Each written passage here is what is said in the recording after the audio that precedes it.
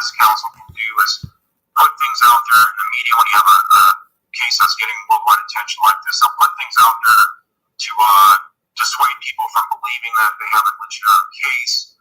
That it can also concern to make the prosecutors go, oh yeah, I don't want to get involved in this. It sounds like we can have an appellate issue, maybe lose. But if you know the law under immunity, it's pretty clear cut. There's nothing too complex about it.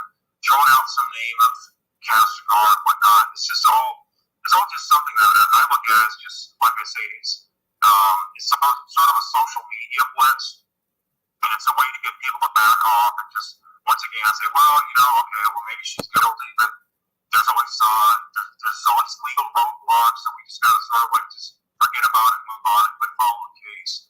That's really what defense counsel are hoping for. That's what they would like to have happen, and so they're trying to shape and influence the public out there, and so.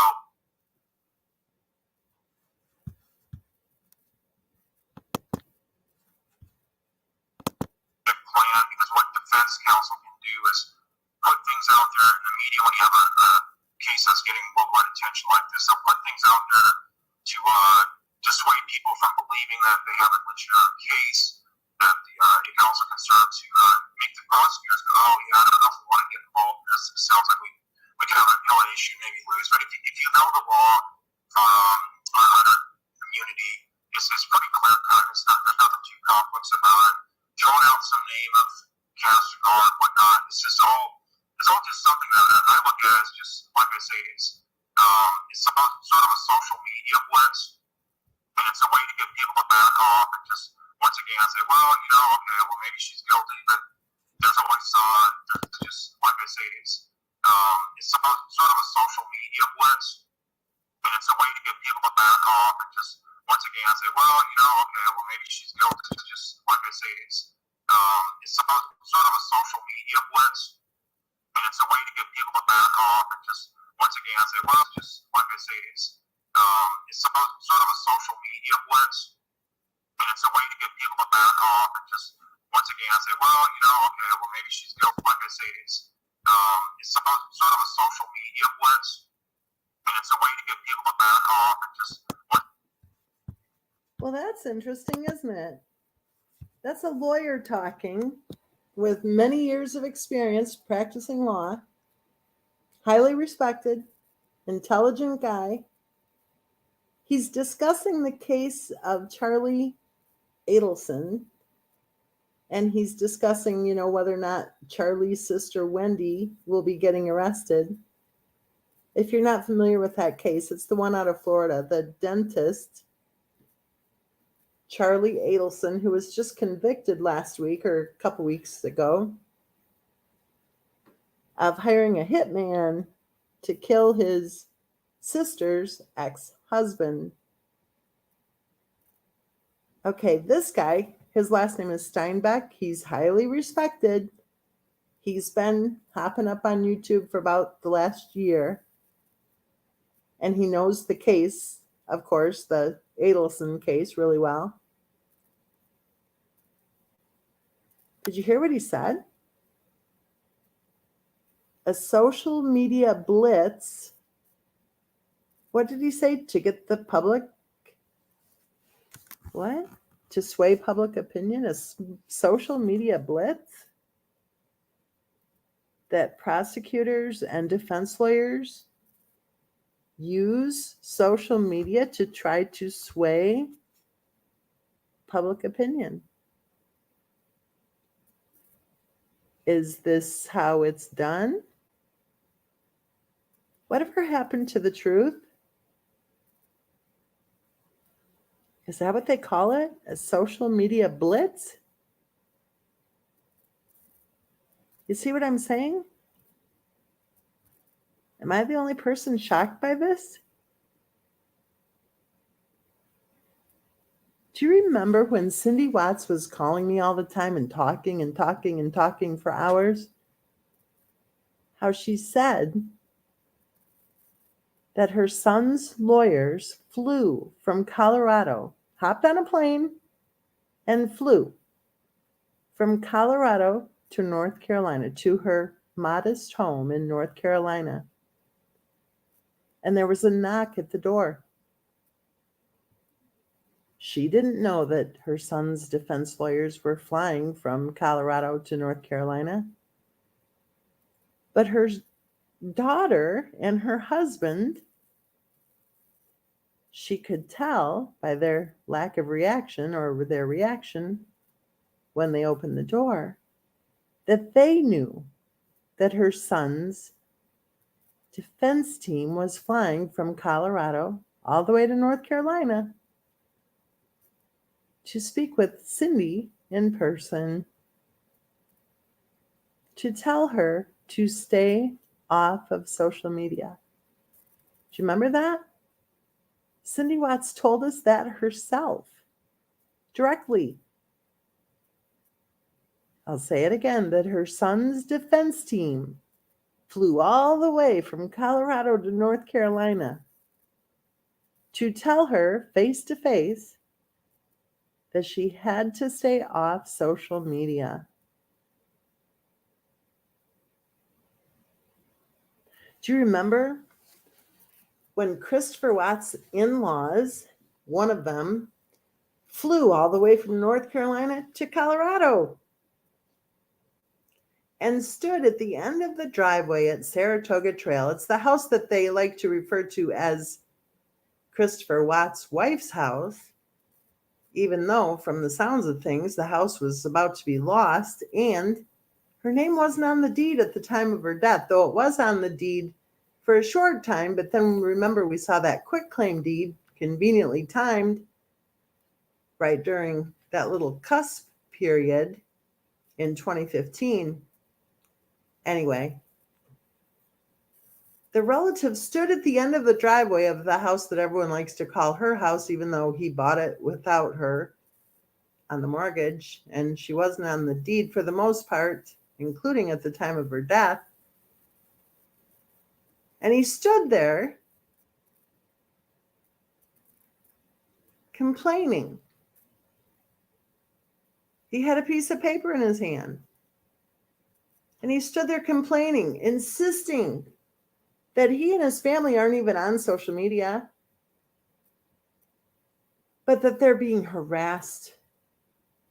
And one savvy reporter said, "You flew all the way here for this?" I'm paraphrasing. But that same savvy reporter said, like, what do you mean? I can't remember exactly what she asked, but it was kind of like, what are you saying? So, they went on and explained. No, they're not on social media. No, that family's not on social media, even though we know better. They're not on social media. No. But people send them information about what other people are saying on social media. And evidently, that's harassment. To have people evidently, or maybe they were the paid online investigator, the whack job who was trying to convince everyone she was an investigator. Maybe that's the new definition of harassment, I guess, is that if you see something and then you take a picture of it and then you send it to somebody, then that somebody is being harassed by whoever posted whatever it is that you took a picture of. What? Well, think about what that lawyer said. Weren't there 2 or 3 lawyers standing there while the one distant relative had his notes in his hand? What was it the lawyer said? We have a group of people, a dedicated group of people trying to get back at these people.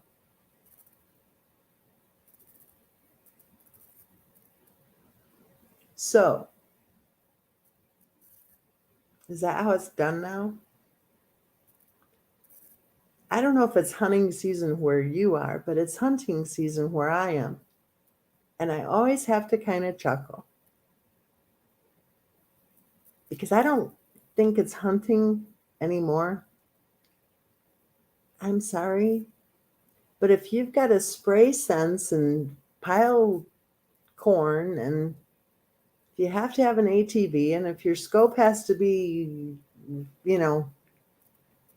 whatever magnification, and if you've got to run to the range over and over again to make sure that you're getting it exactly right. And if your tree stand has a chair that swivels, and if you have a heater in that tree stand, I don't call that hunting. I call that sitting on your duff with all of your little toys around you while you wait for Bambi to stroll on by. That isn't hunting. Well, it's the same kind of thing if you think about lawyering. If lawyers are using social media, whether they're the prosecution or the defense, if lawyers are using social media to try to sway public opinion or to maybe even test a theory, is that lawyering? Why would Christopher Watts' defense team feel it necessary to book a flight to North Carolina to tell Christopher Watts' mother to stay off of social media?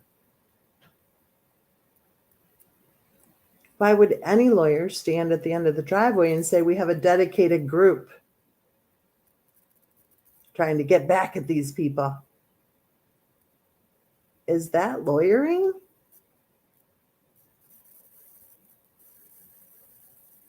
Is there only one opinion about the case of Christopher Watts that's allowed on social media anymore? Do we have the freedom to discuss true crime cases on social media? Do we have the freedom to think? And speaking of thinking, did you guys see the post from this morning that I posted on the community page?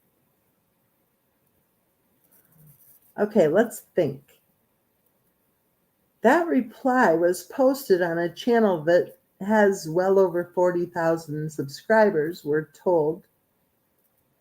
And that comment that reply was posted under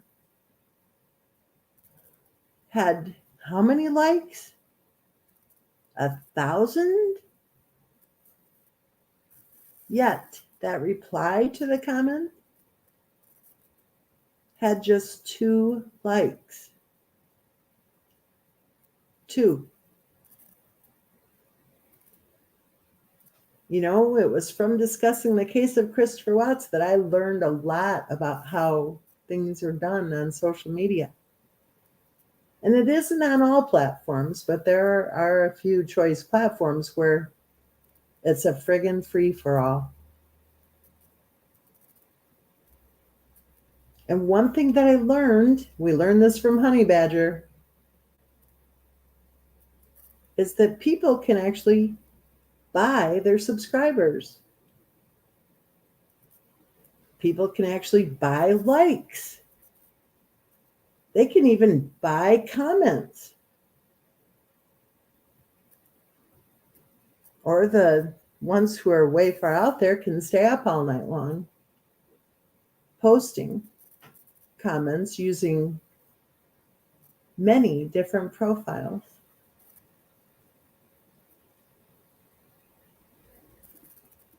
It's an illusion being created. And what was the illusion being created as soon as the case of Christopher Watts hit the headline news?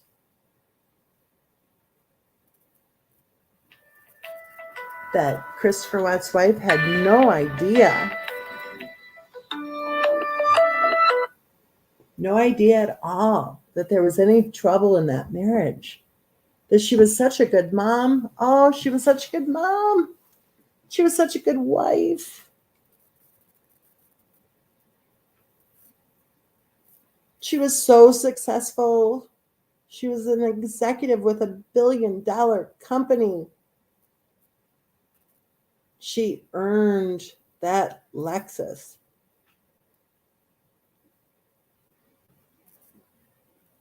She was such an inspiration. She was such a good cook. Oh, and don't forget, she was only 34 years old. How on earth does a 34-year-old have that many wrinkles?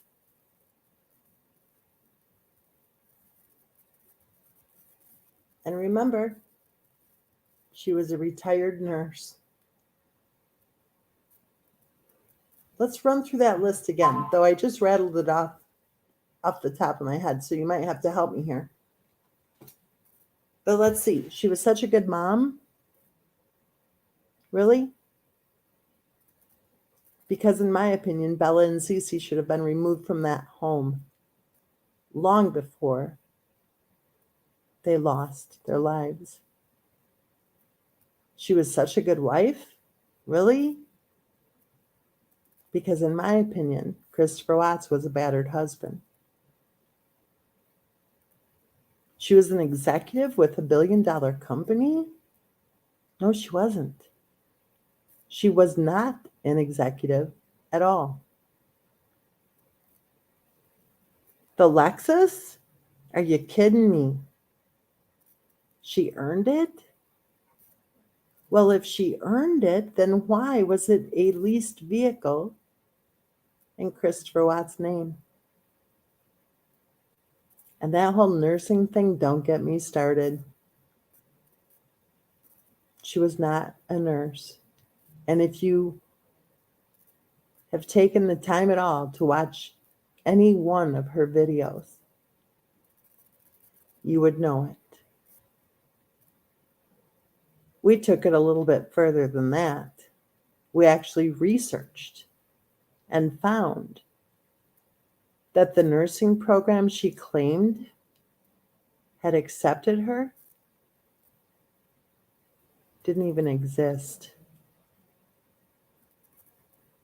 Is that what's happening?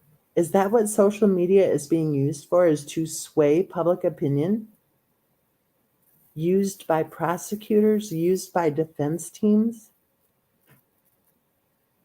Is that why Christopher Watts' defense team flew to North Carolina to tell Cindy Watts to stay off social media?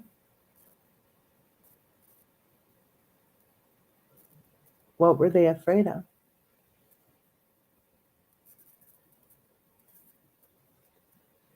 I've spoken with Cindy for many, I would say hundreds of hours.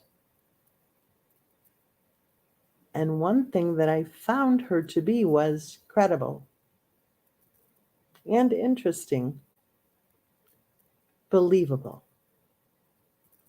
caring and kind,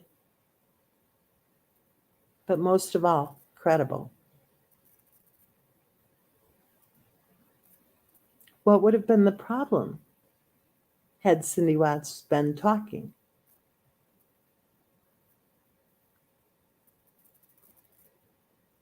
Would that have hurt any campaign maybe that was going on at the time to try to make it sound like Christopher Watts and his wife were actually in a successful marriage?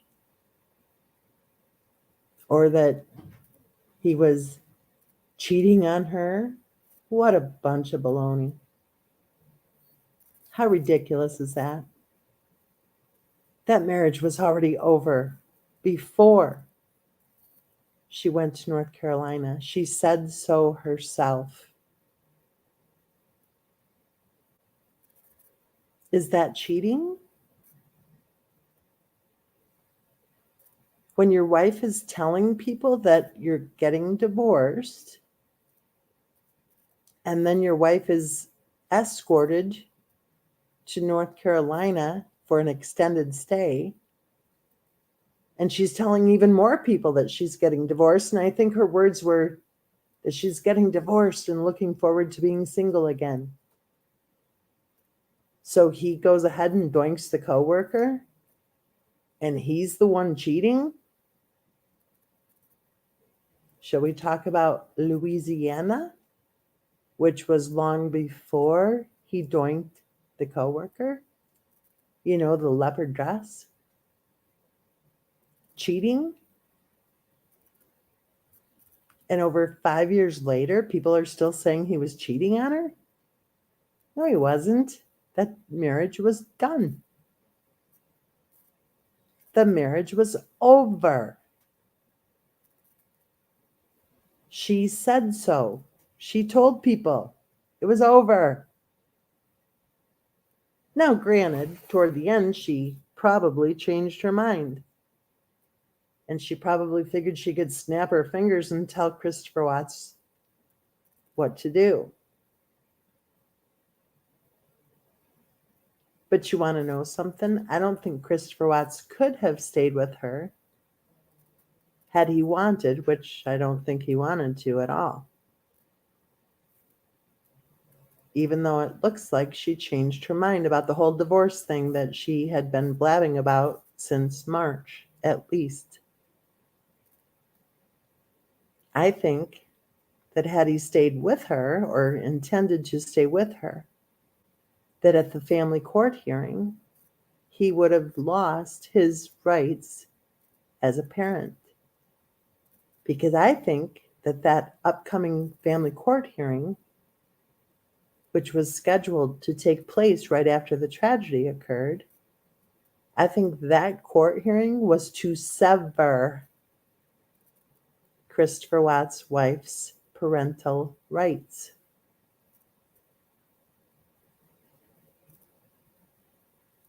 Why weren't people talking about that back in 2018?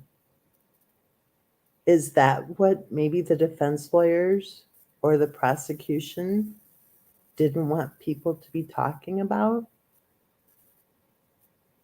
Why did it take so long for people to start coming out of the woodwork and discuss the claim, which I think is believable, that there was an open CPS case at the time of the tragedy? Is that what the defense team and the prosecution wanted, was for nobody to be discussing that? Follow the money, folks. Follow the money. How much money do you think would have been donated? For what reason, I have no clue. But how much money do you think would have been donated to Christopher Watts' extended family, in-laws, whatever you want to call them? How much money do you think would have been doled out if the discussion back in 2018 had anything at all to do with an open CPS case against Christopher Watts' wife?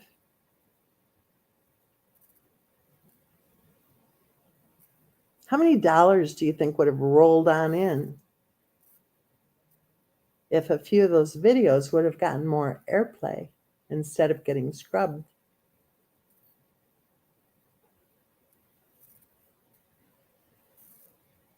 How many people on social media were put there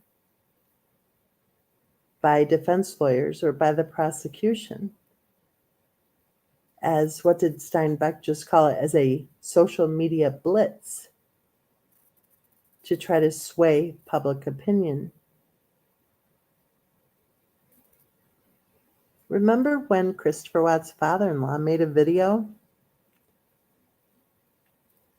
saying that he knows the truth about what happened? And he said law enforcement knows the truth too, right? But he said, but you know what? They don't tell people like you. So he knows the truth, and law enforcement knows the truth. But he said, we'll never know the truth because they don't tell people like us.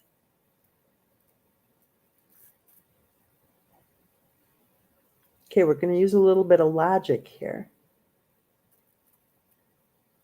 If we don't know the truth, and what we know so far is that Christopher Watts pleaded guilty after telling his mother that he has decided to take responsibility for what happened. Okay, that's what we know so far, is that Christopher Watts told his mother, Cindy Watts, that he decided he was going to take responsibility for what happened. And he pleaded guilty.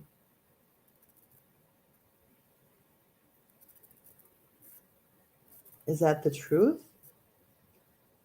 Well, I mean, it's the truth that he pleaded guilty. It's the truth that he told his mother he decided he was going to take responsibility for what happened. But was he being truthful when he pleaded guilty? Well, if his father-in-law is telling everybody that we don't know the truth and we'll never know the truth because they don't tell people like us, then doesn't that seem kind of backwards? Because isn't the truth right out there? I mean, if Christopher Watts did it, you know what I'm saying? Do you think Christopher Watts killed anybody? Or do you think Christopher Watts suddenly snapped and murdered his family? I don't think Christopher Watts suddenly snapped. I don't think he killed anybody. I think Christopher Watts was dealing with a wife who had some major issues going on. And I think he was trying to keep working as hard as he could to keep the house from being foreclosed upon, to keep food on the table, you know, to keep his kids at least fed. I won't say well fed and dressed. I think Christopher Watts was exhausted, not just physically. I think he was mentally and emotionally exhausted from dealing with his wife for so many years. I think when he married her, that he thought she was normal enough. But as soon as she got pregnant with Bella, which was what, 4 months, I think, after the wedding. Remember, Miss Fertility Issues, right? Miss High Risk Pregnancy Fertility Issues. Ah! Pobrecita can't get pregnant, except she could. I think when she got pregnant with Bella, that her hormones exacerbated other conditions. And I'm not talking about anything she claimed to have, like lupus or fibro or endo or whatever. Because remember, her autopsy said she was healthy. I think when she was pregnant with Bella, that Christopher Watts took the blinders off and realized that there was something very wrong. That would have been in 2013. The tragedy happened in 2018. I think he lived in fear and in turmoil and in chaos and confusion for 5 years. I think there was still fear and there was still turmoil and there was still chaos and there was still confusion previous to the wedding, especially just prior to the wedding, when his own mother and father and other family members were being attacked on social media. So this whole social media blitz to sway opinion is nothing new, evidently. If you can hear those noises, it's the sweetest dog, 13 years old, and he just told me that he wanted to go outside. So if you heard something, that was him. And in a few minutes, he'll be wanting to come back inside, so you'll hear him again here shortly. Oh, now the other one's going silly. I'm going to mute you just for a second. I got to get the other one outside too. I'll be right back.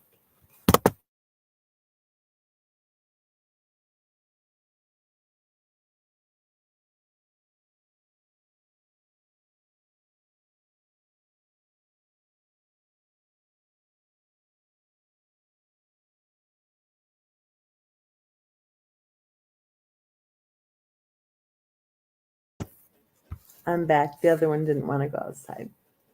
And the one outside isn't coming back in yet. So bear with me here. So what was I saying? The social media blitz? I think Christopher Watts was suffering for years. I think that when his family was under attack on social media before the wedding, I think he should have realized who was behind the attacks. And he should have never shown up on the wedding day. He should have called it off right then. His grandmother knew what the hell was going on, and she told off his bride-to-be, his grandmother, before she went to live in that assisted living place. She told off Christopher Watts' soon-to-be wife. Good for her. The world needs more women like Christopher Watts' grandmother. Gutsy enough to point her arthritic finger right at Christopher Watts' wife and say to her that she knew damn well what she was pulling and she wasn't going to put up with it. Good for her. She saw through the bullshit. I bet you if anybody told her that Christopher Watts' bride-to-be was a nurse, she probably would have laughed out loud.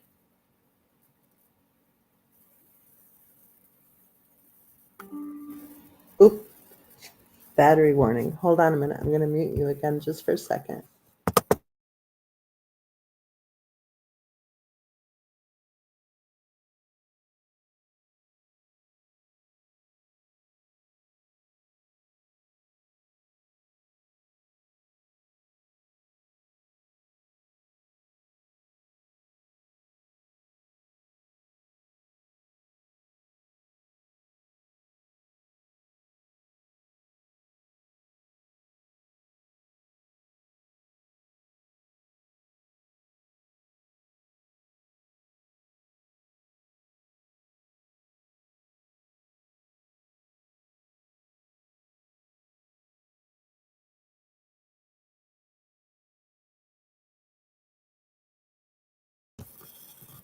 I'm not sure if I got it fixed or not, but it kept going bling, bling for the battery. I'm going to cruise up the comment thread here a second.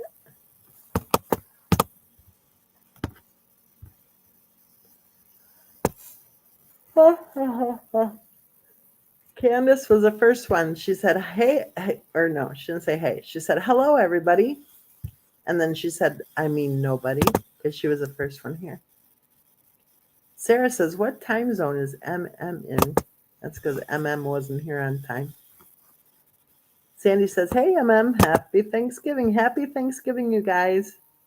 Can you guys believe how many years have gone by that we've been hanging out online together on Thanksgiving Day? Isn't it amazing how fast time flies? Oh my gosh. And Holly says hi with her cute little emojis. Gail's here. Hi, hun. Robin's here. Oh, yeah. We are the Bobs, the Bebobs. Vanessa says, Happy Thanksgiving, everybody. Special K's here. Hiya, Bebobs. Sarah says, 3 children were failed by social services, their parents, and the rest of their family. No reason to back off.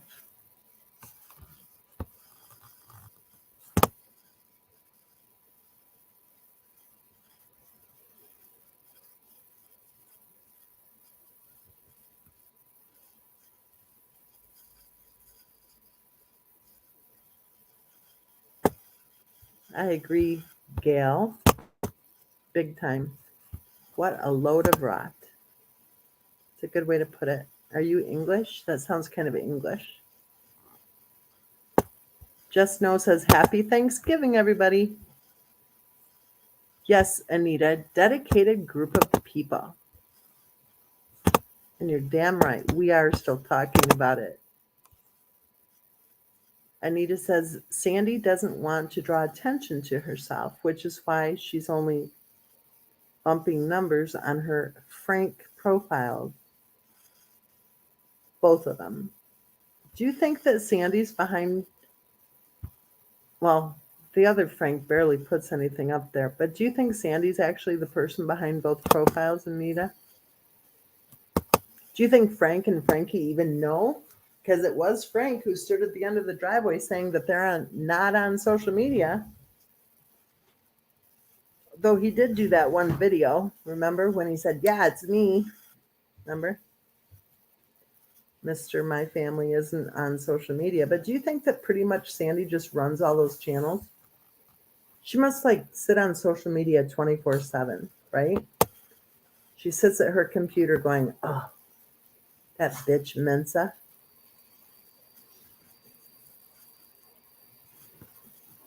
She's probably stirring spaghetti sauce while she says it. Probably Prego.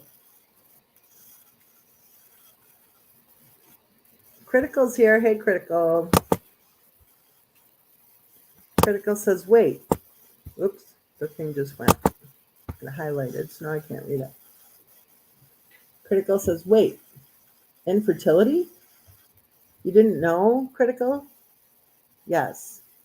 She had fertility issues. She had to see a fertility specialist.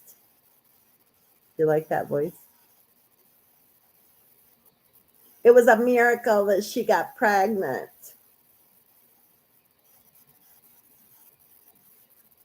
Except she got pregnant 4 months after the wedding. And if you know anything at all about fertility issues, you know that any fertility specialist is going to say, you're kidding, right? You want an appointment and you're not even married but for a few months and you think you need an appointment for fertility pills? Really? That's not how it works, sweet cheeks. Not how it works.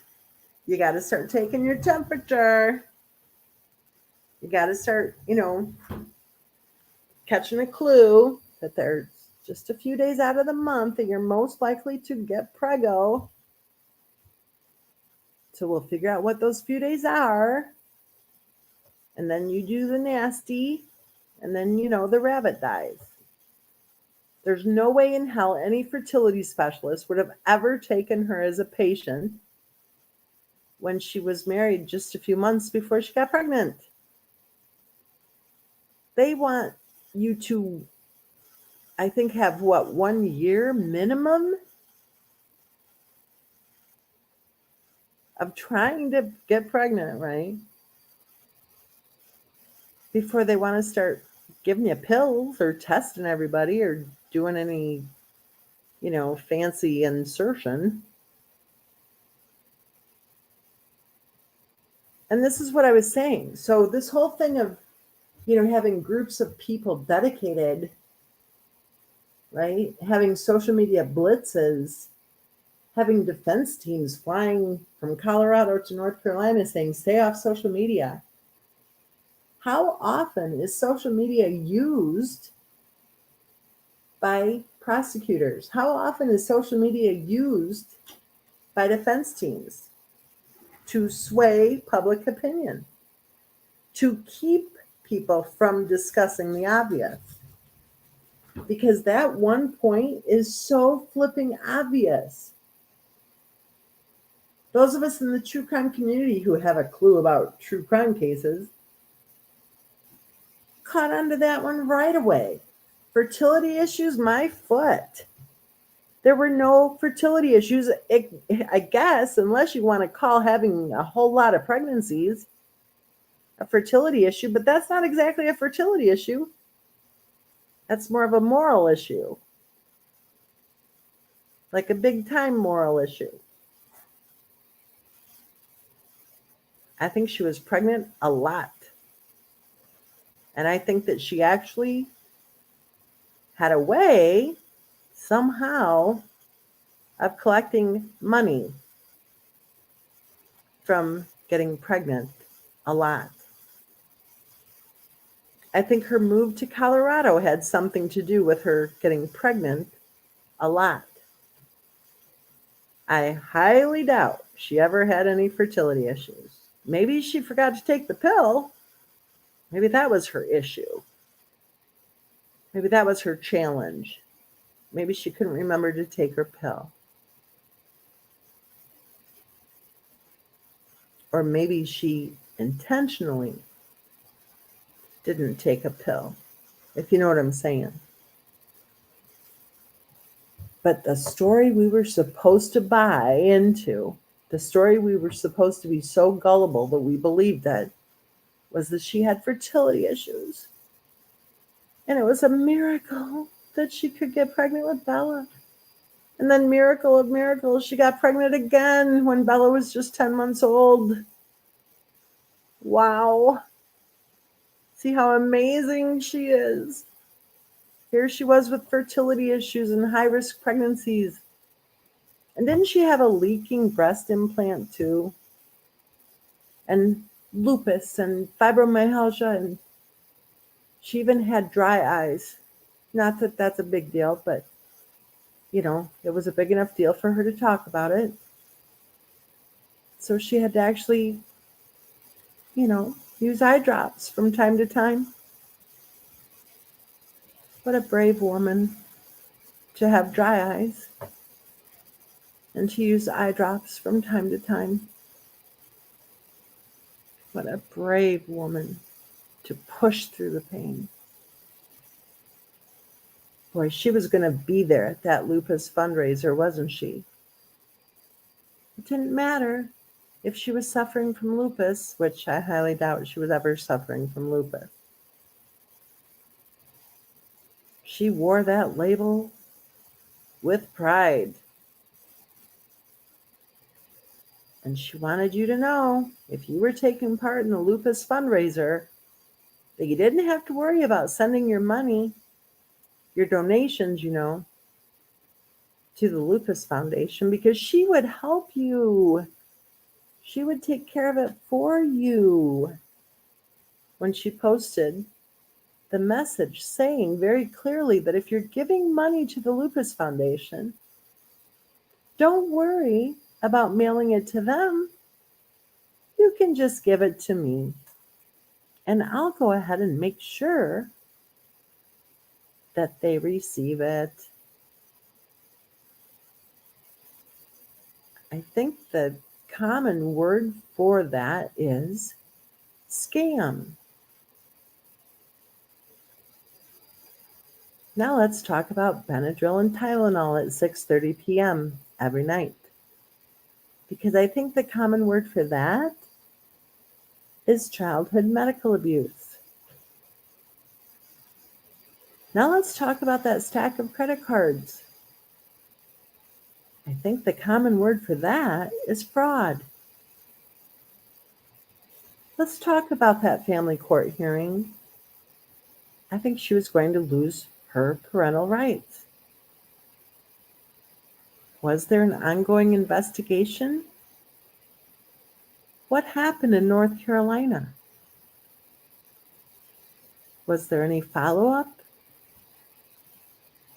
Did the investigators bother to speak with anybody from North Carolina? They were contacted. They were asked to return the call. Did they? Did they bother?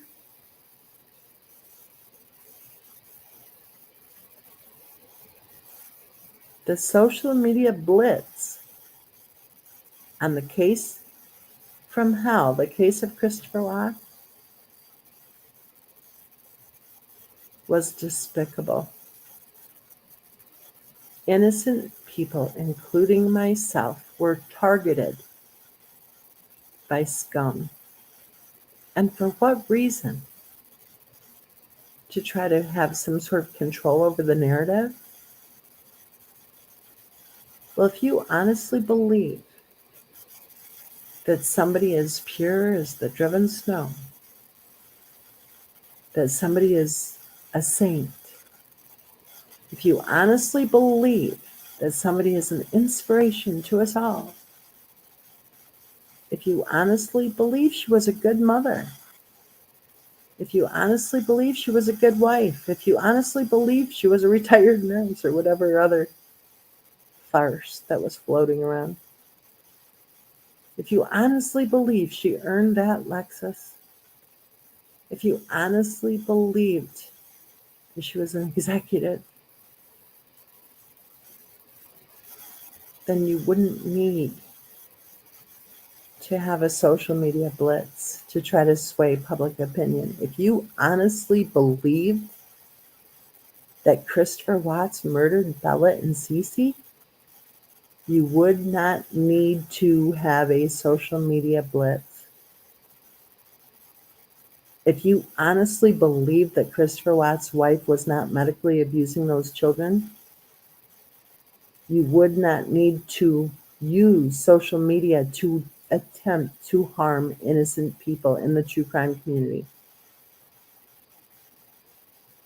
If you honestly believe that Christopher Watts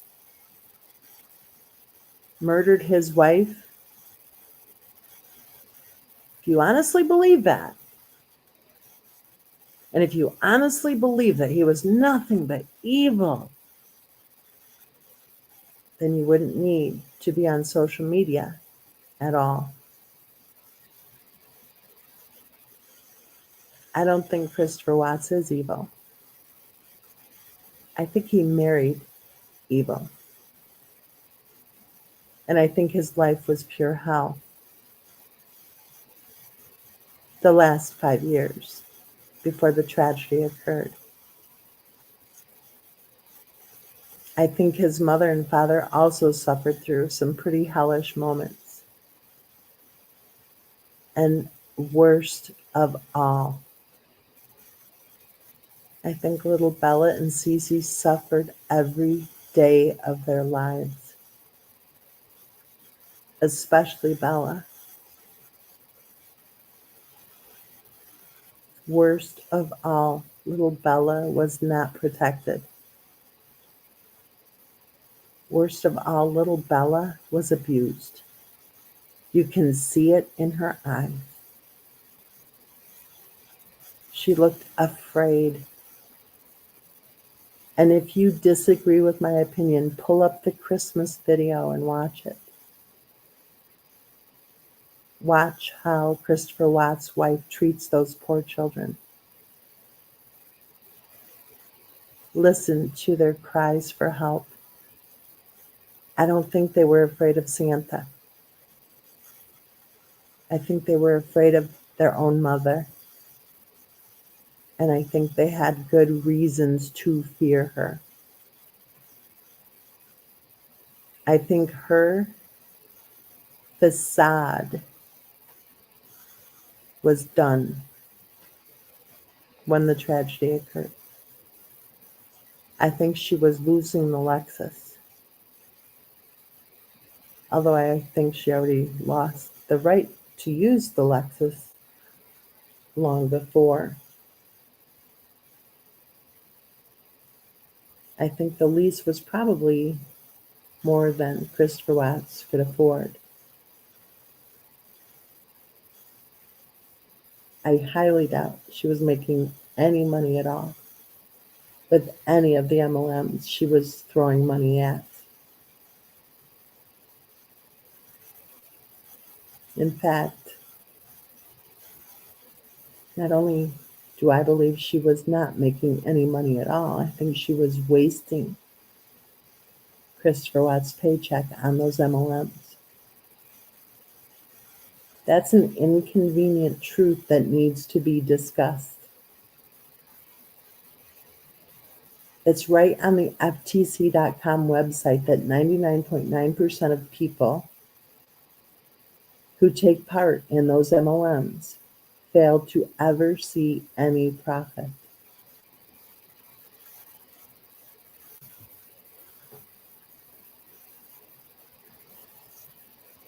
The curtain has been pulled back. The truth is staring us right in the face.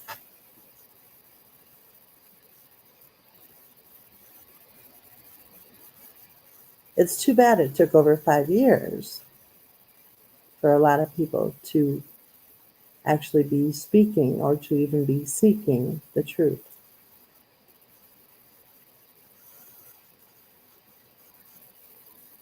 But it's better late than never.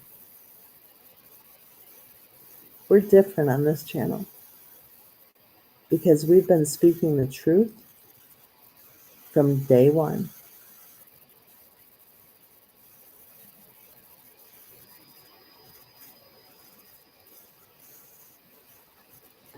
And the truth is, Bella and Cece, in my opinion, they should have been taken out of that home. And then when Christopher Watts could find his kahunas and divorce the missus, then and only then should he have been allowed anywhere near Bella and Cece. And I personally don't think that his wife should have ever been allowed near them, except in a controlled setting with strong supervisors on hand to help. And even then, I'm not so sure.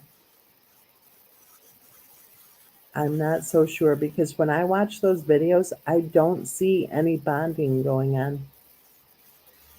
To me, I don't think she ever bonded with either child. So if the girls were to be taken to some supervised visit with her, and if it were to maybe make Bella more nervous, maybe twirl her hair, pull her hair out, pee her pants, whatever, or even just to have such a frightened look in her eyes, then maybe even a supervised visit with their mom, in my opinion, shouldn't have happened. It sounds sad, it sounds rough, I know. But I think Bella and Cece should have mattered more. And I think that's exactly why Christopher Watts told Cindy Watts that he had decided to take responsibility for what happened. A guilty person doesn't word it that way. A guilty person would have said, I did it. He didn't say, Mom, I did it. He said, Mom, I have decided to take responsibility for what happened. Let that sink in.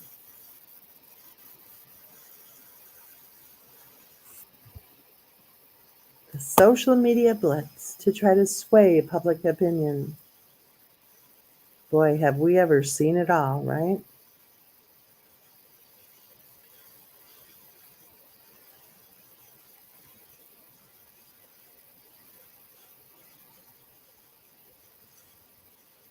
Exactly, Kalish. We're not allowed to, right? We're not allowed to know the truth, except we do. Or at least our opinions are not as far out there as the social media blitzers would want you to believe. Oh, good one, Sandy. The iPad raffle that she won. Yeah. It's so obvious, right? It's so obvious. And why aren't there people saying, my God, she was a scammer? She was a social media scammer. She was a pain in the ass to people. We had people hop right up on the channel saying she wouldn't leave them alone, or she got kicked out of the groups. And she would just change her name, change her profile, and hop right back in. Remember when that one lady told us that she would copy other people's comments? That's what a chameleon does. That's also what a psycho does. Did she not know how to spell? That would fit. Because people who bully others online seem to have a problem with spelling, which I have kind of a cool theory on that. If somebody's a really shitty speller, then I think back, okay, how old would they have been when they were learning to spell? What happened in their lives at that point in their development? Because there's something to this whole thing about how the scumbags can't spell. I don't know. We'll have to analyze that one later.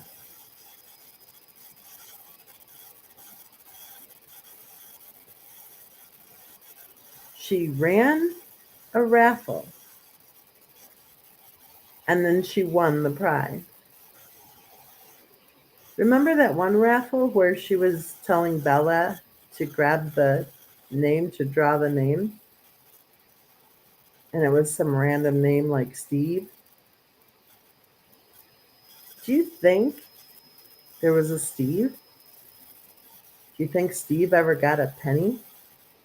And what the hell was she doing running raffles? That was for some like $500 or $600. Why was she running a raffle? Her house payment wasn't paid. So she couldn't make her house payment? That she was going to hand off $500 or $600 to her little MLM buddies. Really? Does that inspire you?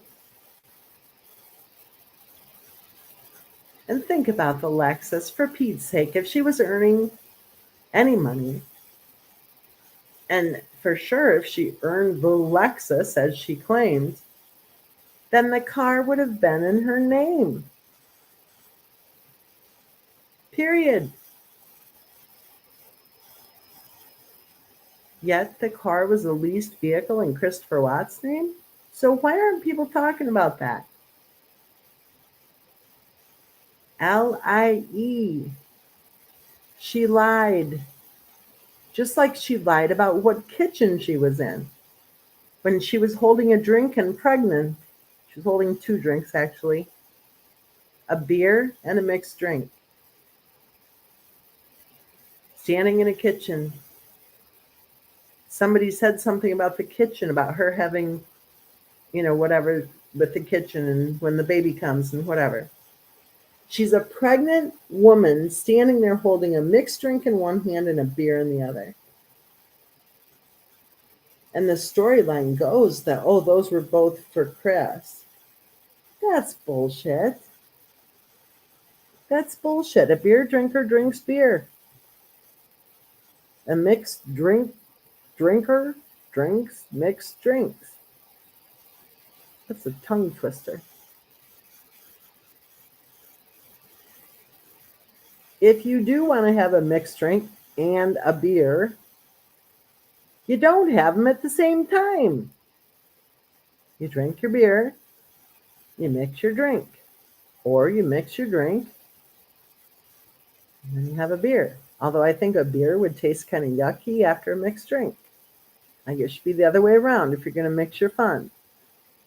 And I don't mean mix them together, except for the mixed drink part.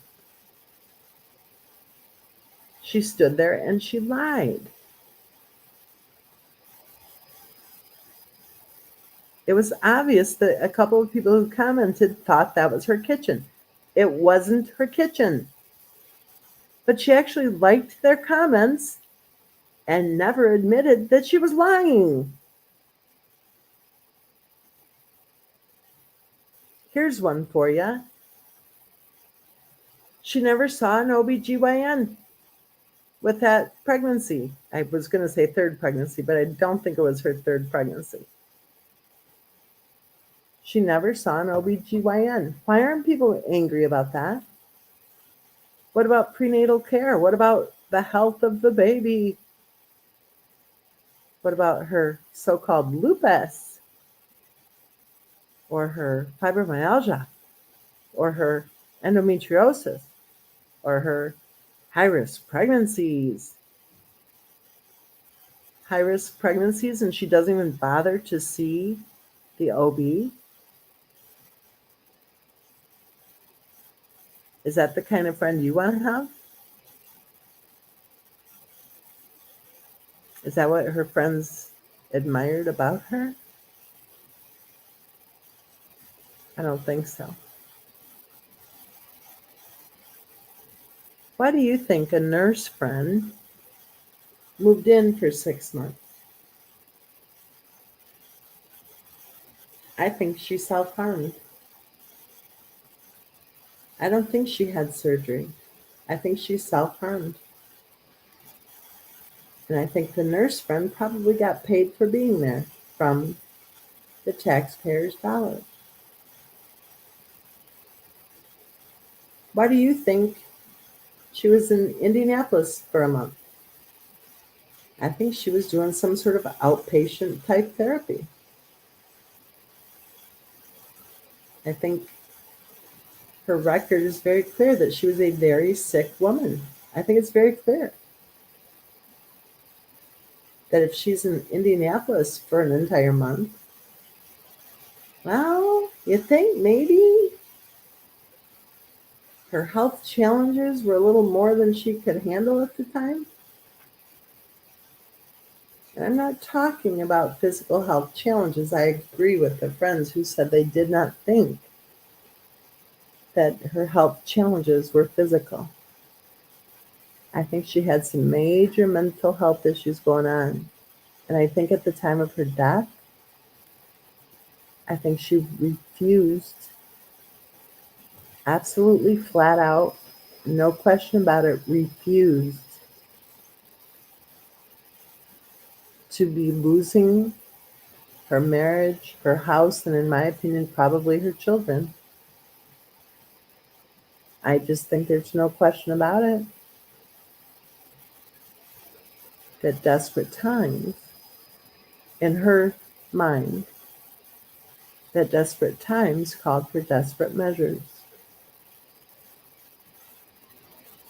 I think before she left North Carolina, she had high hopes of buying a house and hooking up with somebody other than Christopher Watts. But I don't think that person was ready to leave his wife. I think that Christopher Watts' wife was staying at her mother and father's, or her whatever house, I don't know, I don't care. And I think she decided there was no way in hell she was going to be living under that roof for very long.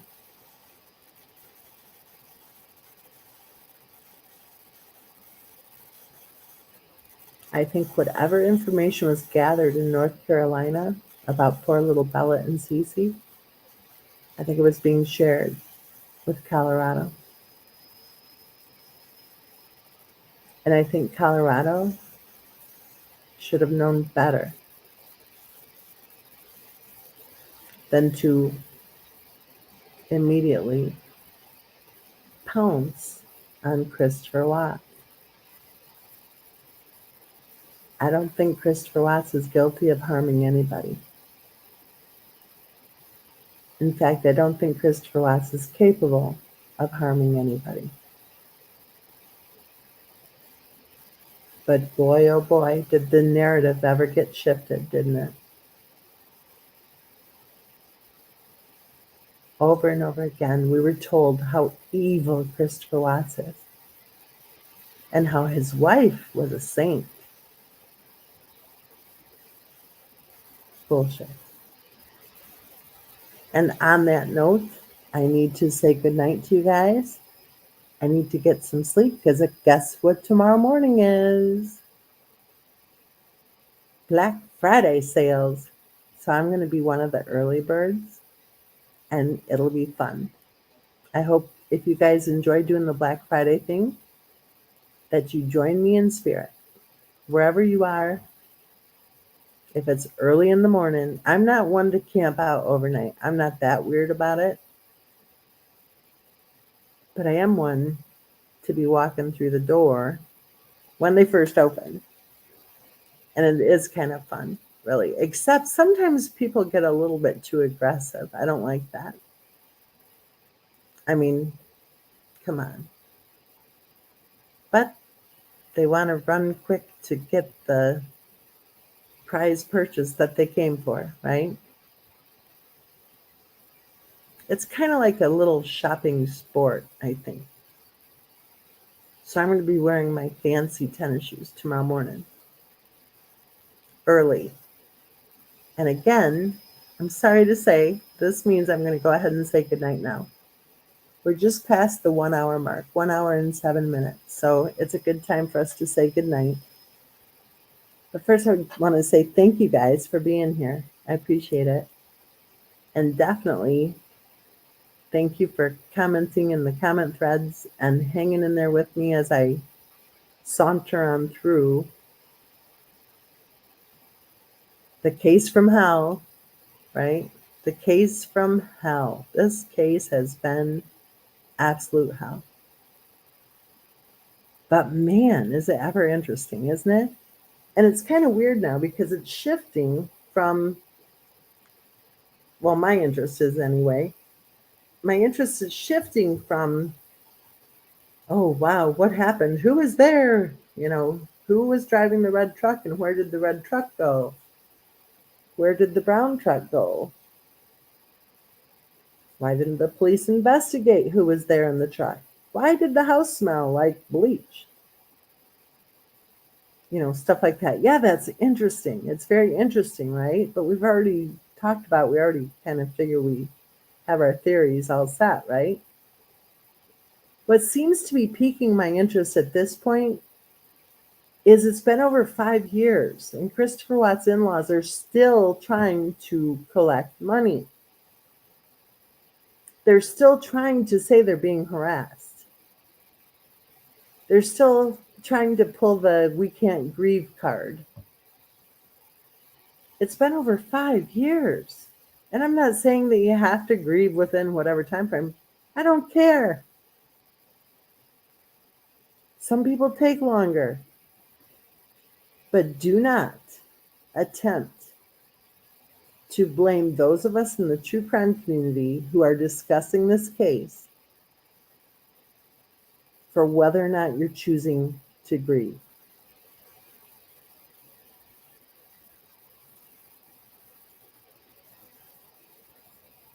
That seems to be the story now, not the grieving thing. But that seems to be the story now, the interest. Not in, oh, gee, this family. No. The perplexing question, who does that?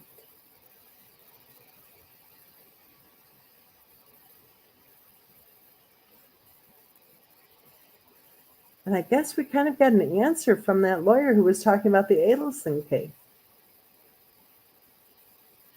Who is behind the scenes using social media to try to sway public opinion?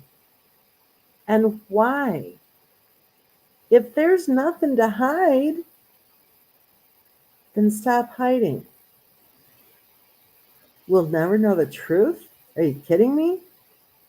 Or do we already know the truth and you don't like it? Everybody, happy Thanksgiving. Have a good night. I'll try to hop on tomorrow. It'll be a little bit earlier if I can. And then we'll try again over the weekend. Now, I want you to be safe. I want you to be happy. And remember, you can choose to be happy.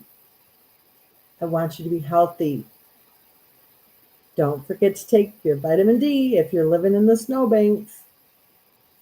I don't mean in the snowbanks, but where they have snowbanks. Eat salmon.